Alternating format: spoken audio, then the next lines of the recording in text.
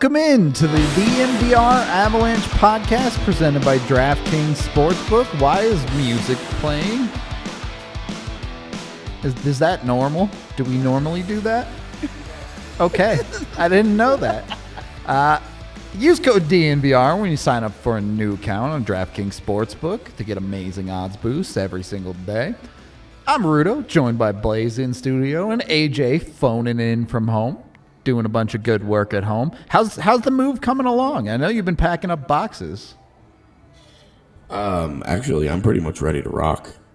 All right, let's go. Yeah, it's mostly I'm trying not to get anybody sick. So you got sexy voice going on a little bit. Yeah, it comes in and out. I can't get it to stay. I need to cough. I need to cough it up more. So I've got the late night voice going on. Avs certainly feeling sexy today as they continue the home winning streak. I think they might have made it harder than they had to, but they get the W at the end of the day, and that's what counts. Dr. Dubs in the house, Blais. How'd you feel about things? Man, after the first period, I felt real good. Yeah? Then from there, things kind of changed a little bit. Yeah. Less good. AJ shaking his head. Nope. When they got to 2-0 and they couldn't push it to 3, I was like, this is going to be a hockey game. You think so? I would have put money on it being 2-1 at the end of the second period, and then who knows after that. But we've seen against good teams, we've seen them a number of times this year just really, really struggle to find that third goal. Like, oh no, a 2-0 lead is so bad, right? But once you go into that locker room, the other team can kind of reset. They can feel good about themselves or less bad about themselves. And Minnesota comes out and scores a goal in the first 90 seconds of the second period, and you're like, okay, here we go. You could feel it coming a little bit, for sure. Yeah. But let's go chronologically here. And then they get like comically, hilariously lucky along the way. Yeah, definitely true on that side. Some of the bounces were silly. But, I mean, and let's be real, starting the first period, before the Avs even score their first goal, they rip 2 off the pipe. This game, they needed to shoot better. Sure, they missed the goal by a couple inches, but very easy to see this game being 4-0 after the first, yeah? Yeah, for sure. I mean, I think you understood what the Avs knew this game was for them, right? Like, this is one of those things where you have to come out and kind of show that you are the 1 seed in Central Division. Yeah. And they did. Like, Mac was up for the game, right? Like, he was flying from the start. Like, he wanted to make an impression. No doubt. Mac was moving all night long. Credit to him for sure. And yeah, you want a star player to step up in a game like this. For my money, these are the 2 best teams in the division. And to see him play the way that he did today was really encouraging because he was really good. Yeah, chat. We know about the audio. We're just making it work with AJ at home tonight. All right. Yeah. This is just this is how it has to be if I'm going to be on the show from home. So it's the way it's going to go. You can live with it. In any case, let's get back to it. The Avs get the 5-on-3 goal to start. You have to feel pretty positive about them capitalizing on their special teams chances there. The second goal wasn't technically a power play goal, but they essentially scored 2 power play goals to get the first 2 on the board. Yeah, I mean, they came right off the power play, right? Was that when that second goal was scored? Mm-hmm. Yeah, so, I mean, they're still riding high, having the extra man out on the ice. So Yeah. So I have 0 problems with the first period for Colorado. I thought they played extremely well. I thought they got a 2-goal lead. Yes, it's not a 3-goal lead, but you really can't have many complaints about that period. Yeah, I mean, if they come out and they'd thrown up the third goal, got a 3-0 lead early in the second period, then like the minorest of nitpicks is done. Yeah. It's just that next goal just in a 2-0 game for Colorado this year has been so important. You are correct. It does often seem to be the difference between cruising to an easy victory and let's face it, especially since the turn of the new year, the Avs have consistently let teams hang around. So I mean, they're going through a stretch where they're playing closer games. But when we were talking about, hey, they aren't going to continue to score 7. This is it. This is a lot better than them going through a stretch where they only score 2 and lose 3 or 4 of these games. True enough. Yeah. And they moved to 8-0-1 in the new year. They have a 9-game point streak going. So, I think just about every complaint you have is pretty nitpicky at this point for Colorado. It's times is good. Let's put it that way. All right. Let's talk about the actual goals a little bit here. First goal on the 5-on-3. I mean, you're supposed to score on a 5-on-3, right? That's was it Granado or was it Quinville that said if you don't score on the 5-on-3, it was Quinville? Yeah. Okay. You deserve to lose. Yep. Yeah. All right. So the Avs score on the 5-on-3. I on the whole really loved the Avs offensive zone passing in this hockey game. Where do you guys fall? Do the Avs need to finish better, or did Kähkönen just play well tonight? I thought Kähkönen was the first star of the game. Okay. He's the only reason that game didn't get out of hand. He's the only reason that game didn't end in overtime. He's the only reason that game got to overtime. He's the only reason that Minnesota had a snowball's chance in hell to climb back into this thing.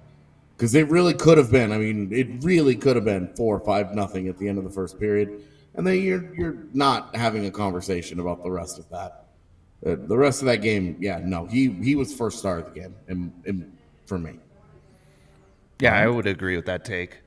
Also thought that the Avs were passing the puck around really well in that first period, doing what they wanted, getting the looks that they wanted, and they scored 2 goals. So, got to be happy with that period. Oh yeah, if you're not happy with the Avs' first period of this hockey game, you're never going to be happy watching this hockey team. I don't know what else to tell you on that one. So I will say that they've scored 2 goals on 5-on-3s this week, and what you don't like is that both of them are off script. Sure. The first one is McKinnon taking a whiffed pass and then just going to the net and making and something not up. Getting covered. Yeah. Yeah, and then the second one is a missed shot and Mikko banking it off of a goaltender. But it was a deflected shot, wasn't it? Like you have a in a 5-on-3, you want to see like a nice passing play. You want to see him just cleanly beat a goalie, something like that. The 5-on-3, they've scored twice on it, and that's the end result is what you care about, right? But of course, you would definitely love it to be a little cleaner because it doesn't feel like how they've done it this week is repeatable. Okay, it's funny because they repeated it. You say that, but at what point do you just have to acknowledge the Mikko effect where things like this just happen to him? He's a freak of nature. And he's a magician that can make something out of just about, nothing. He's the Big Bang Theory in a human being. But he's I'm just saying from a systemic point of view, looking at their 5-on-3, you could look at it and just be like, it's not really done a lot. It hasn't looked very dangerous. It's scored twice, but yeah. All right. So let's compare that to the follow-up power play where I'm actively railing against Girard on the half wall. And then the power play ends and Girard immediately makes a great pass to the center of the ice and Alex Newhook puts a genuinely perfect shot on the net that beats Kähkönen. I mean, first of all, how hype can you get on Alex Newhook? And secondly, how do you defend against that? Yeah, there's not much you can say about the defending against that, but, he had a great night tonight.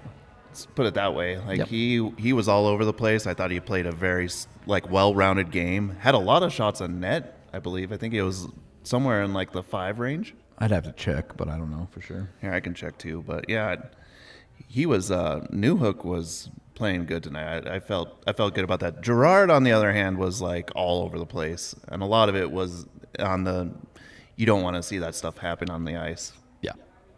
We'll get to that. Yeah. That's Gerard pretty directly at fault for Minnesota's first goal. But in the meantime, we're still talking about the first period here, and the Avs just played a great quality hockey period. I don't really have any complaints. You even got multiple quality saves from Darcy Kuemper, who, before the Greenway event, it felt like Kemper's finally starting to come on a little bit for this hockey team. Unfortunately, we'll see where things go with Kuemper. But the first period in a vacuum, you take that every night, every period. You slam dunk it. The second period, on the other hand, Yeah, they've got to play better. yeah, just I think you're 100% correct. Just they're capable of better play than that, and they just have to show it. Yeah, I don't think that I had a bigger problem with the third period than the second period, but I think that's the second period they really let Minnesota sink their teeth into a game. They hit the cruise control and Minnesota pushed back, right? I don't know that they hit cruise control. I just think that they stopped dominating, and some of that is Minnesota. Some of that it's not always A pushback Colorado, is expected. Yeah. Yeah, it's not always Colorado's level dropped or something when another team plays better hockey. Because Minnesota got worked. Colorado pretty well speed backed them in period 1. Yeah. And they tried to knock them out in round 1. It didn't work. They were woozy, they were knocked down, but they found their legs in the second period. But I thought that was just a good quality period. You look at it, there really wasn't a whole lot that was dangerous. Their best chance is the one that they scored on 30 seconds in, and it's a play that, for a guy like Sam Girard, it's inexcusable for him to let a guy beat him wide like that. Just cannot get beat to the outside. Full stop. As a guy whose entire profile is as a great skater first and foremost, you can't get beat with your skating. And I know Fiala is one of the more underrated offensively skilled players in the league, in my opinion, because he has crazy mad puck skill. He's just really, really soft, and he has major engagement issues, which is why he hasn't turned into the star that the Preds thought they were going to be, or thought that he was going to be. But when he puts his head down and he actually engages a little bit, he's insanely talented. But Girard just cannot he cannot get beat wide like that. Even if it means that Fiala's got to make some kind of a move to try and cut back on the inside and do whatever. You can't just let him skate around you. Yeah, you can't just let him be like, okay, well, he just went right around me. Oh, well, all right, that sucks. Yep. And I don't have a problem with the goal at all. Fiala I don't have an issue drags there. it backhand and roofs it. What are you asking Kuemper to do there? Girard just can't give up what essentially becomes a breakaway because he gets beat. So. And especially coming across with that much speed across the net mouth like that, hard for a goalie to track that puck. Definitely. You just need a better defensive effort there. Keep him to the outside at worst. Yeah, and it starts with, how does that play start? It starts with a nice save on Burakovsky at one end. Yep. And Colorado in transition, they were crashing so hard on that scoring chance that when the big rebound got kicked out, it just started transition for them. You watch that play, you could easily argue that Kakkonen should have had an assist. There you go. The goalie assists. They're out there, fam.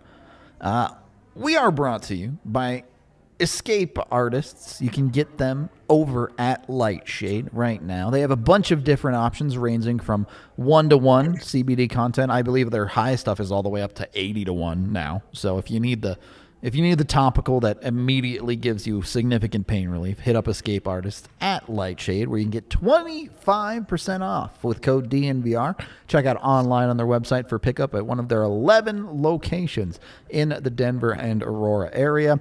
It's a great deal. 25% off, buy an ounce, get a quad free. Why not jump on it? It's just a lot of weed for free. Do you know how, giddy 18-year-old Rudo would have been if you could get that much weed for free?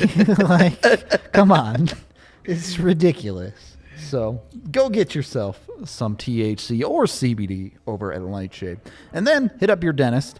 Also, 18-year-old Rudo wishes he went to the dentist. So, a lot of things you learn when you get a little bit older in life. Green Mountain Dental Group will take care of you. When you get a cleaning, x-ray, and exam, you get a free Sonicare toothbrush so you can take care of your teeth well at home, too.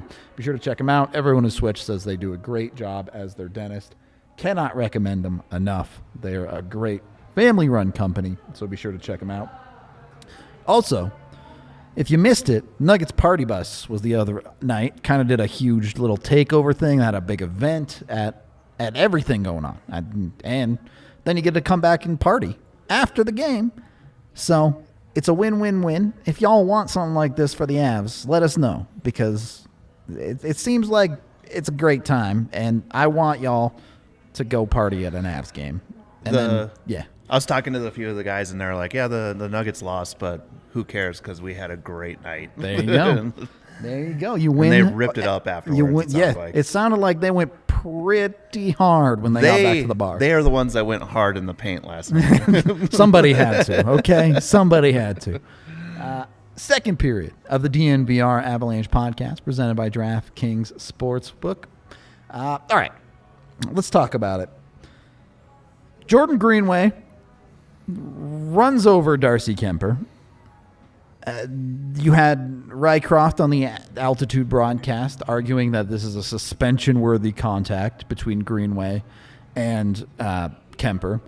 And then you get the inevitable fight between McDermott and Greenway, which you got the most bang for your buck you're ever going to get from McDermott out of that fight. But he gets the instigator. There ends up being no power play. Where do you two stand on this one? What should be the result of this play? Should the Avs have been on a power play? Should Greenway get suspended? How can a player like McDermott continue to exist in the league if that's going to get an instigator?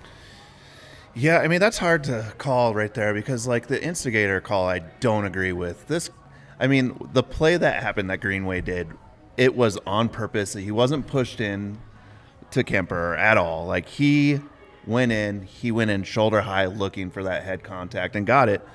Now, you expect somebody to answer back on the Avs. For sure. So, and it's a fight. If you're not going to let them fight, then when are you going to let them fight? Right? Exactly. And why do you get an instigator for that? It wasn't like he just grabbed him for no reason and started, wailing on the guy. There was plenty of reason to go around. I'm shocked that it was just even Steven after that. I was pretty surprised, too. I thought the Avs should have been on a power play. But, AJ, watching it from home, what were your thoughts? Yeah, I mean, they were going to get a power play. They'd called a penalty. They called the penalty, but they evened it up with the instigator. Yeah, so the instigator ended up, and I think that was where it frustrated me because it was it's like you've got to, if you're gonna allow guys to defend teammates, if you're gonna keep fighting in hockey, and where it is in where fighting is in the game right now makes a lot of sense. Where it's mostly to defend dangerous hits. Yep, and. I'm all for the instigator being used when a guy overreacts and goes and fights somebody in the hit. Like when McDermott pulled that shit the other day when McCarr got hit. And it was a totally clean hit. It wasn't a big deal. Everybody was fine. It was nothing. Better argument for the instigator in a situation like that, right? But in this one, especially with a goaltender involved where players lose their goddamn minds defending goalies.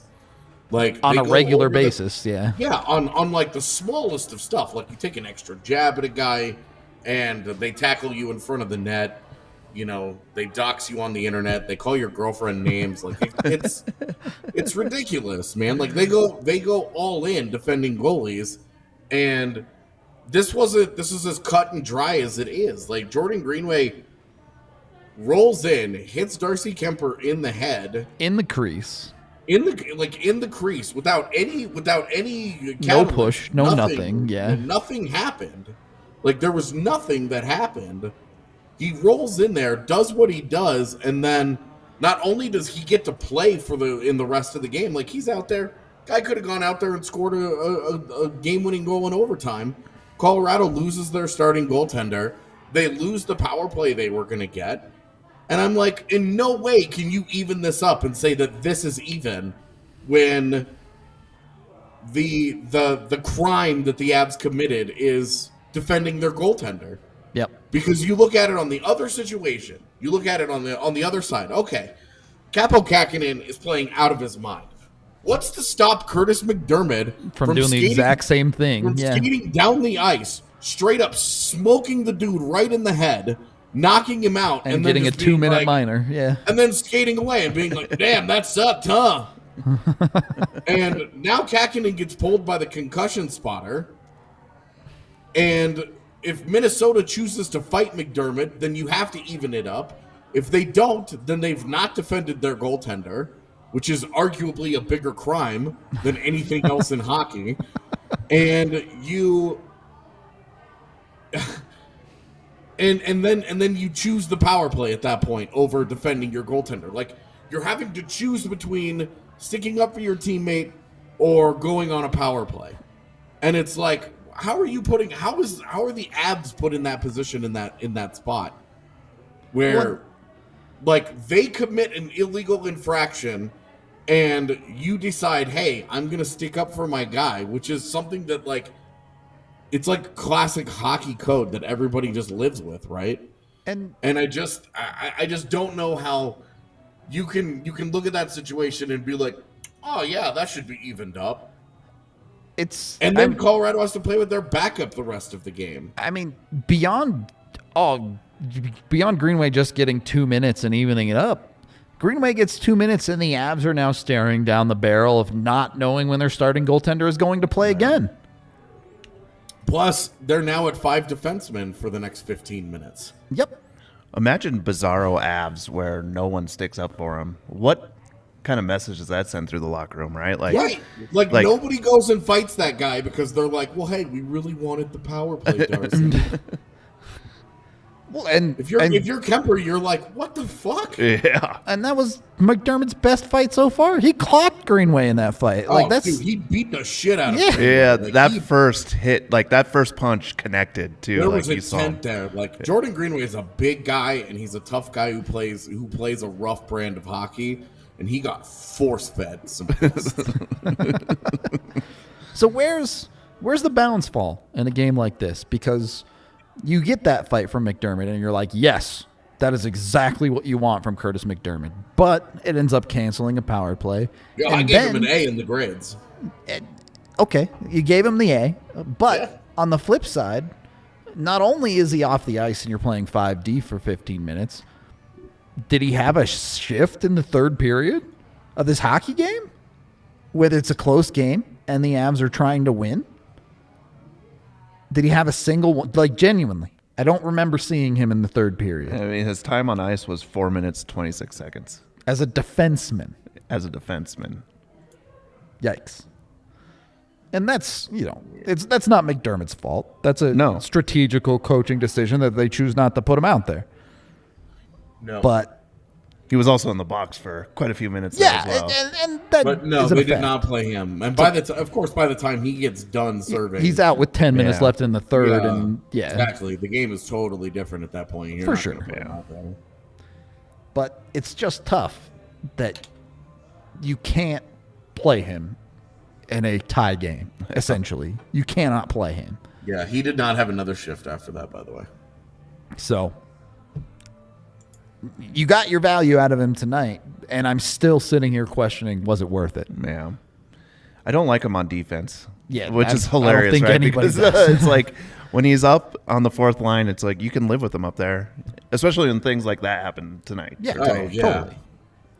Well, and when your fourth line plays as poorly as it did, you know, you're looking at it and you're like, you don't give a shit about Kiefer Sherwood and Mikhail Maltsev. The fourth line was just a non-factor, let's be honest. Yeah. I mean, they did nothing combined, so yeah. Yep. Pretty much sums up that side of it. So, unfortunately, Kuemper goes out. Look, obviously going to assume a concussion, given he got pulled by the spotters and he didn't return. But yeah, and I was wondering if, even had he been cleared, if he would go back in after a while, because we saw with the skate issue earlier, they gave the rest of that game to Jonas Johansson because he was in and he was into it, and it was just like, this is just his game now. So I thought, I assumed Francouz was going to play the rest of the game, but for Kuemper to not even come back to the bench is like... Hopefully they're just being cautious, but yeah, those aren't good signs when you don't see them. Those are not good signs when you have a back-to-back in 2 days. It's definitely concerning with Kuemper specifically, right? Because you already know he missed a week earlier in the season by taking a puck to the mask. Mm-hmm. And you don't have a Jonas Johansson bridge anymore. Yep. Right. It's either Hunter Miska or Justus Annan, and that's next up in line. Yeah. Yep. They both have the same number of wins in an Avs jersey, by the way. Okay, moving on. All right, so the Avs get through the second period up 1 despite the early goal. Let's start with Frankie here, because the dude comes in cold in the middle of the second period and really plays a damn quality game. I don't have really any problem with the way Frankie played tonight. So credit to him for jumping in and getting the job done ultimately for the Avs. By the way, still hasn't given up a shootout goal in his career. How many goalies can say that? That's all I'm saying. Yeah, even before the shootout started, we were talking like, oh, well, that's going to end tonight. Yeah, I was like, certainly Kaprizov will score on him at least, right? Like, but no. Yeah, he played a solid game. Yeah. So credit. I mean, go ahead. Think about it on paper. Zuccarello, Fiala, and Kaprizov is kind of a nasty trio to start a shootout. I didn't really think too much about it as they were going into it, and I was like, whoa, that's actually kind of sick. And you know, and Frankie, I think he got a little bit of help on the first one. Fired it right into his pad. Had him pretty beat. But on Zuccarello and Kaprizov, he made grade A saves. So, it's been a minute since the Avs have had a reliable backup. I'll put it that way, all right? One that they can trust a little bit. So, if nothing else, it feels like you can trust Frankie. You take that side of it for sure. Getting into the third period here. At what point do you start being concerned about the Avs' ability to hold a 1-goal lead? Because you'll remember in the early parts of this season, that was something they were really struggling with too. You know, in this middle section, they've kind of just blown teams out, and in the new year, they've spent most of their time coming back from deficits. So, is there any concern there that they're not holding close leads very well? I mean, the trend is not a good trend to have, right? Like, obviously, you want to be able to get up, get the lead, and then just hold the lead throughout the game, finish games off, right? Just kind of end it. But, I mean, if you're looking at it right now, before the playoffs, it's a great experience for them to learn how to come back, win a game, right? Like, you just don't want to see them get into this rhythm for a lot longer. I mean, and it feels like every game right now is like them coming back, right? Because mainly it has been, except for that Arizona game was one of them where they didn't have to come back. Yeah. There was a shutout. Yeah, the 5-0 win. And then even the 7-1 win, they had to come back in technically. But we've talked about it before, like different ways to win. Like the Avs didn't have that last year. And It seems like this year they're showing you, hey, look, we can blow teams out. We can hang with teams. And we can also come back from deficits and win games. All right. This game, I guess, wasn't a deficit, but They never trailed. No. But they did Led the team blow a back in. 2-0 lead and then a 3-2 Yeah. lead later in the game. So could have been better on holding the leads. Yes. We'll put it that way. It felt pretty predictable they were going to blow that 3-2 lead too. Because part of it was that because the review process and how it got It took scored, so long. it took such a long time that any of the natural momentum that they would have gotten, the adrenaline boost is gone after 5 minutes. And it just wears off, right? I guess we should have a conversation about that goal because it was kind of goofy. Yep. I was just about to get to that. On the watch along, myself in the chat was very convinced that it was a goal and was also very convinced that the NHL was going to get it wrong. So we were pleasantly surprised that they did in fact call it a goal. I don't think. I think anyone watching the play is very confident that the puck entirely crossed the goal line. I don't think anyone would deny that, but the conversation is, do you actually know where the puck is? So, I don't know. What are your two takes on it? That Okay. unless I think that sums it up, man. Yeah. Like that, you don't ever actually see the puck itself on the replay, but you have a pretty good idea of where it is, especially because this is where I wish altitude would have had more spent angles more and attention. yeah. But when the puck popped out, it popped out at the top of his skate. yeah. And you're like, okay, if that's where the puck has been this entire time, It's in the they've back of the scored- net. yeah, they've accidentally scored fucking 4 times because his leg's been going in and out. You know, like it was to the point where like it became the only way that because of how his whole leg goes into the net, the only way it's not a goal is if the puck had gone all the way up his pad Yeah. to his knee and then come all the way down his pad and popped back out. And you're like, that's the only way. Like you can't and so when you actually are watching, especially the overhead, like there isn't an angle. But I would be willing to bet that the NHL, because it always comes out later that the NHL has some like secret angle, right? I got Where cameras hidden in the ice and shit. Yeah, where you can clearly see it and you're like, oh shit, there it is. Yeah. Unless But- you're go ahead. Yeah, like you may not have been able to clearly see exactly where the puck was, but you're like, there's no way his whole leg is in there. Like if his leg was just right there on the line, Yeah. there would have been a conversation. Yeah. But because his entire leg ended up there, it was like, it doesn't even matter where the puck is at this point. It's very, very, very clearly a goal. And my favorite was watching Minnesota fans on social media be like, the only way you can tell if that's a goal is if you use logic. And it was like, Well, I used logic, so "Did you it's a really goal. just dunk on yourself that badly, bro?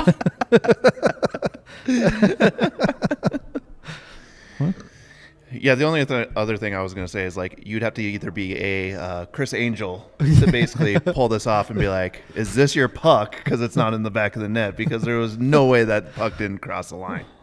AJ's about to make a David Blaine reference. Yeah. I don't think it takes a brilliant mind to figure out that puck was clearly in the net. I'm glad. I think the refs got the call correct. I have no problem if every goal from now on forever is like, okay, we know the puck went in, so let's just call it a goal. Yeah.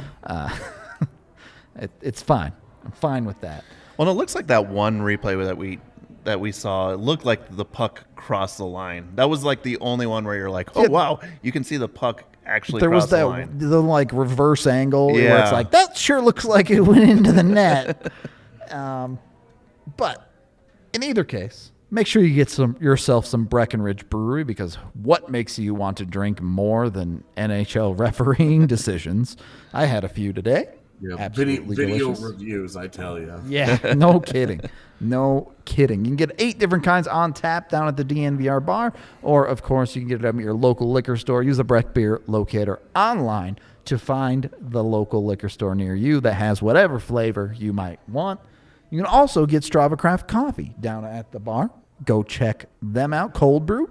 If you like them, you can get 25% off your first purchase with code DNVR25 at StravaCraftCoffee.com.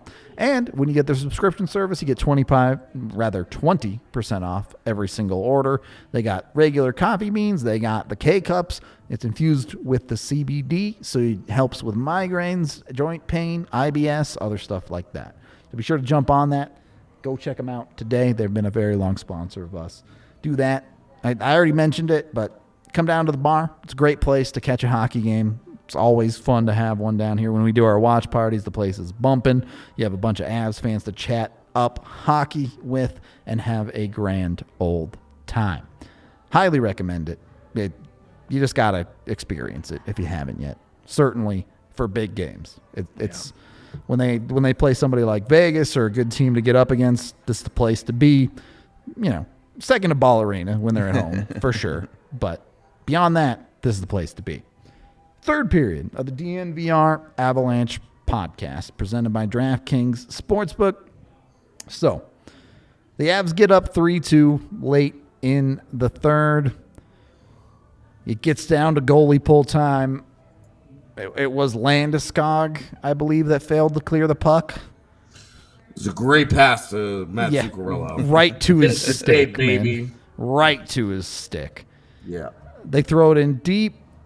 Taze gets a stick on the shot pass down low and deflects it, but it's not enough. It drops right to Kaprizov, and it's a tie game. Yeah, that was one where you were just like, dude, they've already got an insane goaltender today. They've already gotten 3 posts. Certainly at least 2. Now you're giving them the bounce of all bounces to tie this thing up. Like, good Lord. It was just frustrating. Yep. Especially in the time of the game as well. Like, that's just an awful time to tie it up as well. Yep. You feel like the game should be in hand for the Avs. Well, and you didn't even really get into the whole song and dance of trying to close it out and icing the puck and, you know, the art of the change and trying to balance the empty net. Like, they win the face-off, Landy fails the clear, and they score immediately. And it was like, all right, well, that was the end of that. I mean, we didn't even really get into the third period at all, right? Like, yes, the Avs ended up scoring that goal, but the majority of the third period, the Avs were kind of getting dominated as far as puck possession is concerned. Yeah, they got outplayed more in the third period, and some of that is score effects up until the tie game. Sure. And then, like, once it got tied, though, I thought they played pretty well. Like, not great by any means, but they were limiting the quality against, and it was really like the top line at that point was the only one that was doing anything remotely notable offensively. Yeah. But you also knew it was like before Landy made that mistake there, you knew he made a number of mental errors late in the game today where you're just like, God, it doesn't happen often, but every so often Landeskog has these games where it just seems like he can't make the right play or the right decision. Nothing seems to be going well. Like, he gets out in a 2-on-1 chance and can't make any kind of a play with the puck and turns it over. And it just was not, it was very clearly like not his day. He did not look comfortable. He made a lot of poor decisions. It's and that's just not a guy that plays games like that very often. Yep. You know, you look at Logan O'Connor was the same way. Logan O'Connor was fucking bad today. Like, bad. You'll get like no that, argument from me on that one. The second Minnesota goal, like, dude, comfort too. Clear a puck, my man. Yeah. Yep. Like the cute little tap and let's try and get out in transition and like know the game situation and you got to move that thing. Yeah. Unfortunately, there were quite a few lapses between the second and third periods from this Colorado team, I think. And the third goal, I agree with you. There's a lot of bad luck going into that one. But Yeah, and I mean, there's bad luck at the end, but it starts with just a Right. bad play by Landeskog. He lifts puts that it puck right 4 on. inches off the ice, and it's not a problem, right? Well, Like, if he goes, if so, Zuccarello's left-handed on the right wall. so just go up the boards. Yeah. Exactly. If he just goes high off the glass, it's out. Even if he ices it, doesn't ice it, doesn't really matter. If he goes high and off the glass, which is like a classic thing that Blais is teaching high school kids. Like this is like low hockey level stuff here. Then that puck gets out and it doesn't end up in the back. There's no chance for a bad bounce to hurt you then. Yeah, high and hard. Instead, it was like he didn't understand that Zuccarello was the guy, and he just because I don't mind that play if there's a right-handed defenseman or a right-handed player standing there, and he makes that play. That guy has to flip all the way around and make that play on his backhand. It's a way more impressive play than putting it right on Zuccarello's stick. Has to do the old Tyson Berry choke way up on the stick, reverse. Yeah, right. Yeah. Exactly. Like, he has to actually make a play on it. And instead, he puts it right on Zuccarello's stick, and he just throws it at the net. He doesn't try and score. He's not trying to pick a spot. There's nothing cute about it. He literally just threw it at the net. It was spray and pray, and it worked. Like, it paid off. Yeah, it did. All right, moving into the overtime. Have we finally arrived? Have the Avs finally solved 3-on-3 overtime? I mean, they look wildly different than, or even earlier in the year when they blew the Ottawa game. Like they seem way to more understand. controlled. Yeah. Yeah. They seem to. They're not just letting guys spring freely defensively. Yeah. And they're being patient and they're looking for different spots. I think that they're still too comfortable taking shots that are available in 5-on-5, but I agree. In 3-on-3 are not nearly as good a scoring chance. But I will take the way that they have played. Yeah, no doubt. Yeah, about the progressions there. Without right? any real issues. Yeah, honestly. I mean, there's still some real complaints here. There's still some Versus things what that it they need was. to clean up, right? Like you see a few things where, like you were talking about, like they're trying to pressure the puck in, but a lot of the times they were deferring, going back and like just kind of regrouping to see what they could do. They did let a high scoring chance develop on the other side. Did Frankie hit that with the tip of his stick I It to did save look that? like it. It did look like it. I think he did. That was unreal. But it's pretty funny. You're starting to see this schism in the players that get it and players that don't. Right. How many times did we see Mikko say, "Screw it, I'm circling back" in this 3-on-3, as opposed to both Mac and Kadri who said, "Fuck it, I'm shooting." Yeah. So and Good point. It's not that those were the worst quality opportunities or anything, but they weren't the super high grade opportunities that you want to get in a 3-on-3. But ultimately, the Avs survived in what is like is 3-on-3 dead? Has the NHL actually managed to coach fun out of 3-on-3 overtime? If the players play it the way that the coaches want, Fair enough. You still get guys who go out there and YOLO it, and do you think Dean Evison loves that Dmitry Kulikov comes like rolling down 4 seconds into overtime and is like, "Yeah, sure, I'll take this shot." And it's like Dmitry Kulikov has like 6 goals in the last 8 years in the NHL, and you're like, what the fuck, dude? Kirill Kaprizov is 10 feet behind you. Just pull up and wait for that guy. What are you doing? That's one where I just think that they, if the players are playing the super conservative way that the coaches want, I think it's probably not great. But I still love watching 3-on-3. I still think it's fun.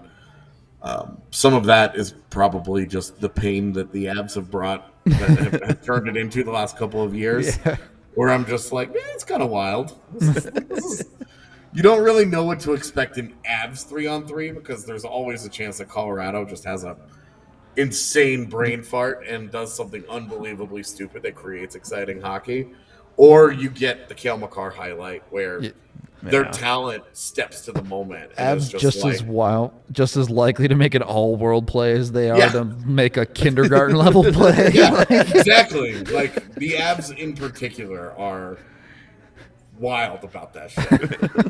you watch your average 3-on-3, and they're not nearly. That's outrageous. They're not super exciting. Yeah, fair enough. Fair enough. But they did a great job. I mean, they got the one break that they needed with Fiala missing the open net. Yep. Look, at the end of the day, I think the Avs' best players were their best players in this one. McKinnon ends up with a 3-point night, gets his 600th point of his career, is still chilling over a point per game now officially in his career. And then we have our king of the game in Mikko Rantanen, who ends up with a go ahead. Mikko, huh? Yeah, we're going with Mikko.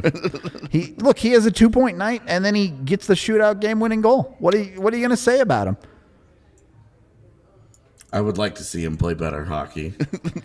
Look, we can ask him to play better hockey every single night, but if he scores 2 points every single night, what are you going to do? What are you going to say? Fair enough. He just keeps doing it, and it doesn't have to make any sense. It doesn't make any sense to me. It doesn't look pretty, but it just keeps happening. Leon Draisaitl won a Hart Trophy by being that guy for an entire year. So, yeah, fair enough. And the shootout itself, I thought was really quite interesting. We already gave Frankie his credit on that side, but do you think there was a book on Kakinen there, AJ? Both McKinnon and Mikko tried to go 5-hole. Mikko obviously succeeded. Is that something they saw, or is that just coincidence? Yeah, I think it's probably something that they were comfortable going after at the start of it, where they said, "Hey, we think this is going to be open," and then they thought it was.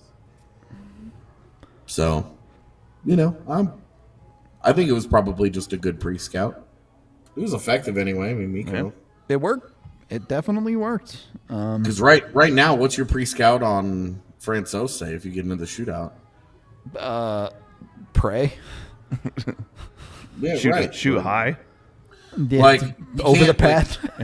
Arguably, his biggest weakness as a goaltender is his tendency to give up fat rebounds, and in a shootout, those don't matter. True. And he wasn't giving up fat rebounds today during the game either. He was controlling the puck pretty well.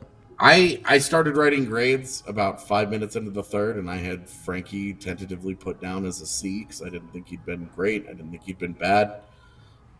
And then obviously that grade just went boom, boom, boom, boom, boom, boom, as things just kept going on. Yeah. Frankie's always an interesting goaltender. He's complicated, right? And I really have no complaints with what he did in the crease tonight. I know he loves to play the puck, but woo, boy, Frankie. I did like that whiff in overtime. Yeah. He goes out to play it, and he just straight up missed it. It was like not the best look. The Avs are never going to have a goaltender that is good at playing a puck. So, as we're kind of ramping things up here, there were a couple of things I wanted to see. One, what do the Avs look like against another quality team? Particularly one where it wasn't a Toronto nonsense game where they come back from 4-1 and all this craziness. Pretty good. Two, as the game developed, they let Minnesota hang around. I think that's a given. I don't think that's a positive, but they let a good team hang around and they still got the job done. They found a way to win. The flip side of that is that good teams have tendencies to hang around. True. That's why they're good, because they give themselves a chance to win, right? Yeah. Look at the Avs during all those comeback games. Like, that's a good team that just sort of found a way to not get buried in a game, and just kind of had the Tiger blood, and it worked out for them. And we've seen with Minnesota. I'm not 100% on the numbers, but I know that Minnesota has played a lot of games beyond regulation. Yeah. So their number of 1-goal games is like outrageous. So yeah. definitely a good quality game, and another one where the Avs get the W. I mean,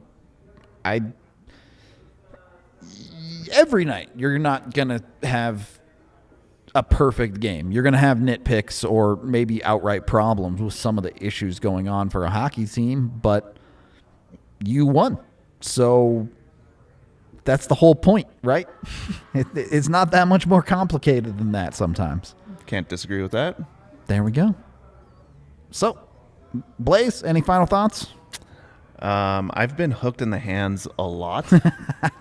I have never fallen like that because I've been hooked in the hands. God, Goligoski just sending it. Dude, now you want to talk about a fucking dive. I saw a bunch of Minnesota people being like, Darcy Kuemper dove, and it was like, blow it out your ass. But the Goligoski thing was like, you're like, how do you watch that and not just be like, It's embarrassing. bro, what? Like, first of all, like, Mikko, what are you doing? Like, what are you doing? Stop being stupid. But also, buddy. Dude, I actually love that. Those little things that you do throughout a game just to get under somebody's skin, right? Like, you just kind of use your stick here and there. A little poke, a little touch. Little few things here and there. They add up, and then somebody explodes because of it. They just can't take it any longer. Usually it's like a bad penalty, not a... Line. What's that? I said, or he just falls down at the blue line. Yeah. Yeah, I wish that would have been a no call too, because the way the play developed is he eats shit, and then McKinnon is screaming in right on his side of the blue line, and it's like, oh, here we go. But no, I think that's why they called it though. Probably. Too. Yeah. That was another one where it was like, I hate that they call a penalty and embellishment, because I'm like, this isn't interference. You weren't going to call interference until this guy threw himself on the ice and was like, "Rawr," and then you decided that it was suddenly a penalty. Yeah, I hate it too. And it's just like, which one is the penalty? Which one? It was. It can't be both. The same thing when McKinnon got high sticked in the third period. Yep. And got called for holding. His arm, because I went back specifically to see when the arm goes up. And the arm goes up immediately upon the high stick. He's not calling the holding, but it felt like this is a close game. We can't give the Avs a fifth power play while the Wild are still sitting at whatever they were, like 1 or 2 at the time. Like, that was a hold though. yeah, I don't. I mean, I don't took his hand off his stick and put it across his body. Like the Avs got away with a lot of holding today. Yeah. I thought there were multiple times where I was like, again, but you don't have a was not- problem with the hold, right? You have a problem with he saw the hold. He actively decided not to call it. exactly. Like, he was not going to call that. He was just going to let it be. And then when McKinnon got high sticked, he was like, yes, both of you. Yeah. Okay, we do have one super chat to get to. $5 from Sean. Thank you very much. Holy moly, my heart. Glad to see us come out on top, but we got to do better. Also, if Kadri did what Greenway did, it'd be a 15-game suspension. I think Probably there's a be longer suspension than coming. that. I think it's going to be really, really hard to justify no supplemental discipline at all on that play. I don't know where your argument begins. There's nobody pushes him into it. You can't make an argument that he even tried to avoid it. He just clipped him. Yeah. Yeah, he just rolls in and hits him in the head. I mean, it's not like he rolls in. It's not like he goes in and, like, you know, suplexes him or anything. But he clearly just goes in and hits him in the head, totally of his own volition. And I'm just like, what? Like, this is it feels like a very, very obvious suspension coming to me. Well, especially with Kuemper not coming back into the game as well, like that has to kind of play into the decision making. Yeah, injury. The injury factor always looms in supplemental discipline. Yeah. We'll see. I'm never gonna put my faith in the Department of Player Safety, but No, totally true. I just when I look at this one, it just feels really, really cut and dry. Whereas some of the other things that we've watched the Avs go through with supplemental stuff this year, I think there was a lot of area for discussion. Yeah, This one is just like he's untouched and he just skates into a goalie and hits him in the head. What the fuck are we doing? away from the puck, like way more. Yeah, like, as upset with I was with a Jacob Trouba hit on McKinnon earlier in the year. This one is blatantly more cut and dry than that one will ever be. So, like, and again, like a hockey play versus a non-hockey play, right? Because Greenway's not doing anything. There isn't anything about the actual play itself. He's not chasing a puck. He's not holding a puck. Kemper's not really doing anything in the play besides standing in his crease. Right. Kemper's not outside of his crease. He's not getting Greenway's not being pushed. He's not in a battle for anything. He just skates into him. And it looks like he goes up. It looks like he's targeting too, because right before he hits him, he goes up high. Like he kind of elevates himself to get up there. Kemper's not a small dude. He is not. Neither is Greenway. True. No, that's true. Neither is McDermott. Yeah, and I do wonder, like, is this going to be like Ryan Lindgren all over again, where the suspension just got beat out of him? Maybe. Because we all remember, like, the Nazem Kadri just beat the brakes off of Ryan Lindgren after he smoked Donskoy in New York. Lindgren did end up missing games for that, though, to be fair. Yeah, he missed exactly 2. Yeah. A suspiciously perfect number. Okay. We're gonna wrap up for the day. Thank you, chat, for hanging out. We appreciate all of you so very much. We'll be back tomorrow at 1:00 with a off day show talking about who knows what, but we hope to see you all there. Friday is the day this week that we're off Friday. That we will not be on. There you go. It's because we got a game on Saturday. So yep. We'll be off Friday, but you'll see us tomorrow. You'll see pregame, postgame on Wednesday. We hope to see you all there for all of our shows. We love you. We'll talk to you on the next one.